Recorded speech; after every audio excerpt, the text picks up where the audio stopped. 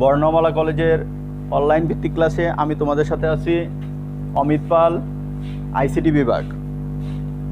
আজকে আমি তোমাদের সাথে যে বিষয় নিয়ে আলোচনা করব সেটা হইল সি প্রোগ্রামের অর্থাৎ পঞ্চম অধ্যায়ের সি প্রোগ্রামের জন্য লসাগু ও গসাগু নির্ণয়।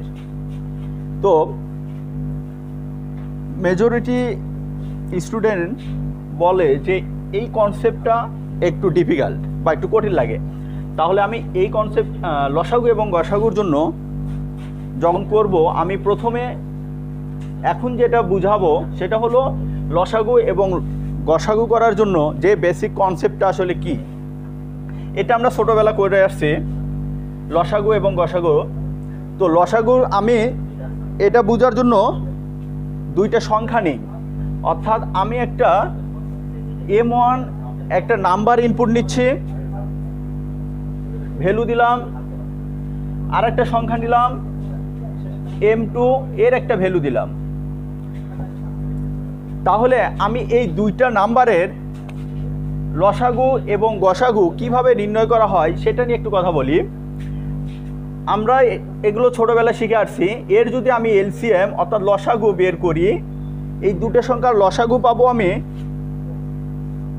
120 এবং জিসিডি অর্থাৎ গসাগু পাবো এর লসাগু 120 আর গসাগু পাওয়া যাবে 12। আচ্ছা, এই যে আমি লসাগু এবং গসাগু কিভাবে বের করছি এগুলো আমরা আগেই জানি।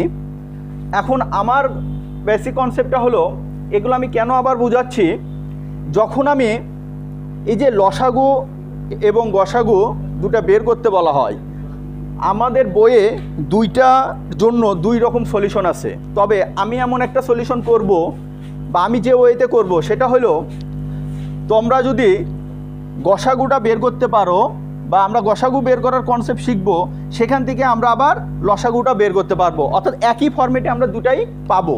কিভাবে?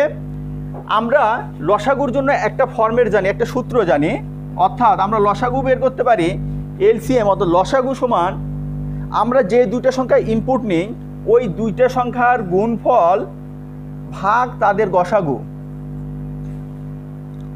অর্থাৎ লসাগু আমরা যেভাবে আগে করে আসছি, আমরা যদি কোনো সংখ্যার গসাগু বের করতে পারি তাহলে আমি আবার লসাগু বের করতে পারবো কি, ওই দুটো সংখ্যার গুণফল এবং তাকে যদি আমি গসাগু দ্বারা ভাগ করি তাহলে আমি লসাগুটা পেয়ে যাব।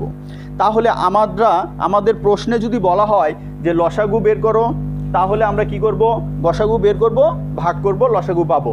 আর অর্থাৎ যে প্রশ্নই বলুক না কেন, তাহলে কি আমরা এই একটা কনসেপ্টে আমরা দুইটাই ফিল আপ করতে পারবো। তাহলে এই লজিকে যখন আমি করব, তাহলে আমাদের প্রথম দরকার হচ্ছে গসাগু। গসাগু পাইলে ইজিলি আমরা লসাগুটা পেয়ে যাব। এবার আসি, তাহলে আমরা আসলে গসাগুটা কিভাবে নির্ণয় করি। আমি যে ফরম্যাটে এই দুটো সংখ্যার গসাগু নির্ণয় করব তা হলো, এখানে যেমন আমার দুইটা সংখ্যা আছে, আমি যদি এই দুটো সংখ্যার গসাগু নির্ণয় করতে চাই তাহলে কি করতাম, আমাদের ছোট সংখ্যা কত 24 দ্বারা আমি কি করি 60কে ভাগ দিই। অর্থাৎ এটাকে যদি আমি ভাগ দিই তাহলে আসে 48, ভাগ শেষ পাওয়া যায় 12, আবার আমি ভাগ দিই 24, 2, 0। অর্থাৎ যখনই আমি রিমাইন্ডার 0 পাইছি তখনই আমরা বলতে পারি, অর্থাৎ এই দুটোর গসাগু কত, জিসিডি হলো 12। এই যে আমি যে ফরম্যাটটা করলাম, এই ফরম্যাট অনুযায়ী আমি যদি এবার এর অ্যালগরিদমটা আসলে কি হচ্ছে, আমি এবার আবার এই প্রসেসটা তোমরা সবাই একটু নোট করবা। এই প্রসেস অনুযায়ী আমি এখানে এই ফরম্যাটটা এবার অ্যাপ্লাই করব। এখন বিষয়টা হলো, দেখো আমি এখানে যে কাজটা করছি, যে M1 আর M2 দুইটা চলক নিছি, দুটা চলকের ভিতর আমি দুটা মান ইনপুট নিছি। এখন আমি যখন এই গসাগু নির্ণয় করব তখন এই দুটাকে আমি অর্থাৎ আরও দুটো চলক নিচ্ছি, যেখানে M1 ইকুয়াল টু আমি বলতেছি নাম্বার 1 আর N2 সমান আমি বলতেছি নাম্বার 2। অর্থাৎ এই দুটো সংখ্যাকে আমি একটা দুইটা চলকের ভিতর নিয়ে নিছি। তার কারণ হইলো, আমি যখন গসাগু নির্ণয় করব তখন এই দুটো চলক ধরে আমি কাজ করব, আর এই দুটো চলককে আমি আসলে আগে যে মানটা নিছি সেই মান রেখে দিছি। তার সুবিধা হলো, যখন আমি লসাগু বের করব তখন তো আবার আমাকে আগের সংখ্যা নিয়ে কাজ করতে হবে, যার কারণে আগের সংখ্যাটাকে আমি এইটাকে আর যে হুবহু মার্কটা এটার ভিতর কপি করে রেখে দিছি।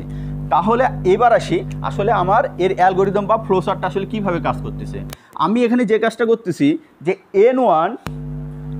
N1কে আমি কি করতেছি N2 দ্বারা ভাগ করতেছি, ভাগ করে এই মানটাকে আমি রেখে দিচ্ছি রিমাইন হিসাবে। অর্থাৎ এইটা কেন, আমি যদি এই জিনিসটা বুঝতে পারি, আমি এখানে যে কাজটা করব এই জিনিসটা বুঝতে পারলেই আসলে লসাগু গসাগু অনেক একটা ইজি ব্যাপার। এখানে আমি কি করছি N1 কে ভাগ করে ভাগশেষ মান N2 এবং ভাগশেষ মানটা আমি একটা চলক রিমাইন্ডের ভিতর রেখে দিচ্ছি। অর্থাৎ আমি কি বুঝাইতে চাইছি, N1 বলতে এখানে কত, N1 মানে হইল 60 আর N2 কত 24। এই দুটাকে যখন আমি ভাগ করতেছি, এই দুটা ভাগ করলে আমরা ভাগশেষ কত পাই, 24 দিয়ে ভাগ করলে ভাগশেষ পাই 12। অর্থাৎ প্রথম কথা এটা ছিল আমার N1, এটা ছিল আমার N2, আর এটা হলো আমার রিমাইন ভ্যালু। আমাদের আসলে কাজটা কি, কাজটা হলো আমি যদি এখানে একটু লক্ষ্য করি, এটা আমার ছিল N2, এটা আমার ছিল N1। অর্থাৎ N2 দ্বারা যখন আমি N1কে ভাগ করছি তখন ঘটনাটা কি পাওয়া গেছে, ঘটনা পাওয়া গেছে এই যে এখানে যেটা আমি 12 যে পাইছি ভাগশেষ, এটাই ছিল এই ভাগশেষ যেটাকে আমি ভ্যালু বলছি রিমাইন। এইটুকু আশা করা যায় বুঝতে পারছি। তার মানে কি আমি N2 দ্বারা N1কে ভাগ করতেছি, ভাগ করে আমি যে ভাগশেষ মানটা পাচ্ছি সেটাকে আর একটা চলকের ভিতর রাখছি। এখন আমার কাজ হচ্ছে পরেরবার আমি কাজটা কি করছি, পরেরবার আমি যে কাজটা করছি এই যে রিমাইন ভ্যালু অর্থাৎ যে 12 যে আমি অবশিষ্ট পাইছি এই অবশিষ্ট মান দ্বারা আবার ভাগ করছি, কাকে ভাগ করছি N2কে। তাহলে এই জায়গায় আমাকে যে জিনিসটা করতে হবে, এই ভ্যালুগুলো কিন্তু আমার প্রতিবার একটার ভ্যালু আর একটার ভিতর, অর্থাৎ এটাকে বলা হয় সোয়াপিং, একটার ভিতর আর একটা মানকে সোয়াপ করে রাখতেছি। আমাকে এই জিনিসটা বুঝতে পারলে আসলে আমার লসাগু এবং গসাগু অনেক ইজি একটা বিষয়, যার কারণে আজকে আমি শুধু এই জিনিসটাই বুঝাবো।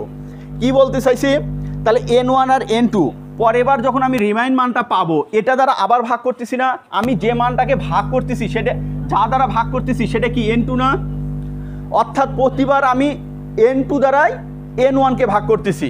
তাহলে এই যে মানটাকে আমি ভাগশেষ পাইছি, রিমাইন মানটা পাইছি, এই রিমাইন মানটা কি এক সময় অবশ্যই N2-র ভিতরে যাইতে হবে।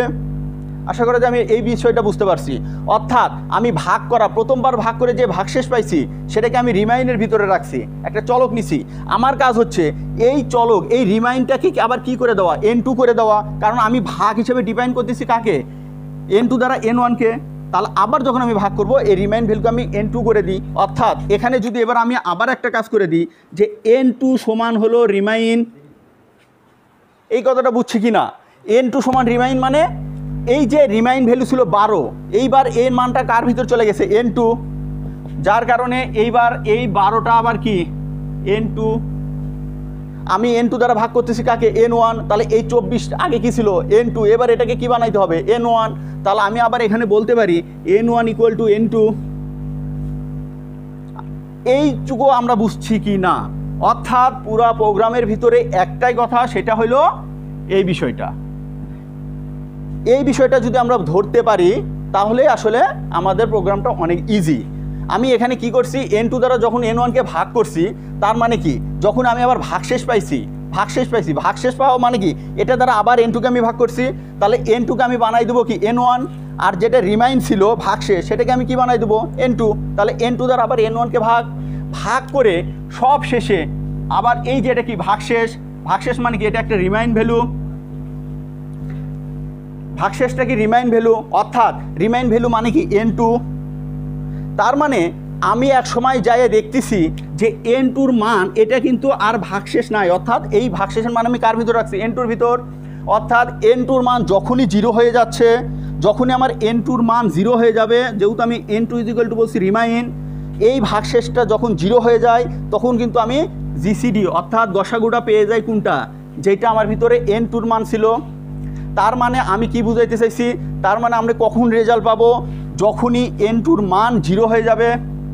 তাহলে আমরা বলতে পারি এই কাজটা কতক্ষণ পর্যন্ত চলবে, আমি এখানে একটা কন্ডিশন জুড়াই দিব যে যতক্ষণ পর্যন্ত N2 ≠ 0 হয়, মানে হইল N2 যতক্ষণ পর্যন্ত 0 হবে না ততক্ষণ পর্যন্ত সে শুধু এই কাজগুলো করতেই থাকবে। যখনই n2 জিরো হয়ে যাবে তখন জিরো হয়ে যাবে মানে কি, তাহলে এই কাজটা শেষ। n2 যখনই জিরো হয়ে যাবে তখনই কিন্তু আমি রেজাল্টটা পেয়ে যাব।